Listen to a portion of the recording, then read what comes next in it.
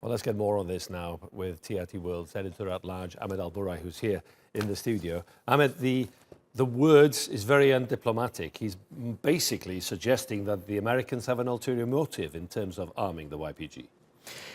Well, you know that Ankara has been very outspoken when it comes to the YPG, telling their ally in Washington that we cannot accept you supplying them.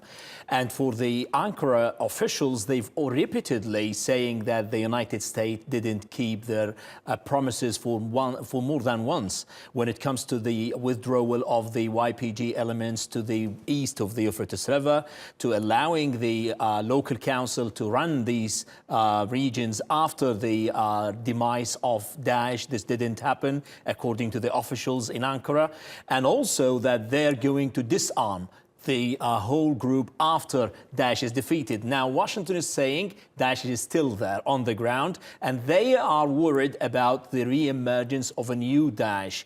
And that's what Ankara is telling them. If you trust your ally in the region, we had an experience with the elements of Daesh in the Euphrates River, and we are ready to help you cleanse this region from all the terrorist elements. It makes an already complicated picture in northern Syria even more complicated, especially if you have the Russians, the Turkish forces, some 2,000 American special operations east of that Manbij area. What's the potential now of these forces, whether in the air or on the ground, actually facing each other? Now, the problem is not in Afrin, because we do not have any American presence inside Afrin. It's the Russians who withdrew to Tel Rifat and even down to the east. Now, the problem is, the big elephant in the room is Manbij, where the president today is speaking about the United States to withdraw its troops and its advisors, military advisors from Manbij.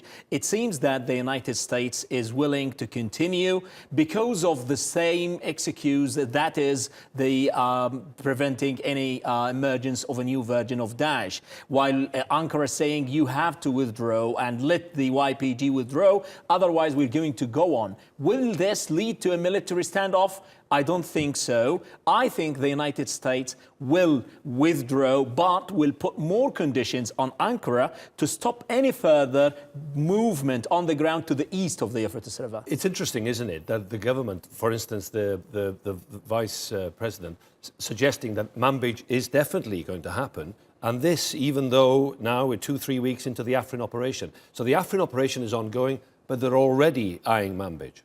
The big problem for Turkey is not Afrin. As I told you, it's Manbij, where Manbij is where you have the YPG with the presence of the United States, with the supply of the heavy arms and arsenal over there. You do have a kind of extension to the other regions where they do have the logistic, the support. That would constitute a major threat to the military operation. That will not be an easy journey for Turkey if they decide to move to Manbij, and that's why the president is now trying to take these kind of proactive measures. It's either the legal way, or we're going to cooperate with our allies, the Iranians, the Russians, which is very important to have to highlight. Turkey believes that the YPG are either going to be used against Turkey, Iran, or even Russia, and that was the president's stress in his talk. Meanwhile, the Russians and the Americans keep talking to the YPG. Thank you very much indeed, Ahmed Al-Burai. Thank you.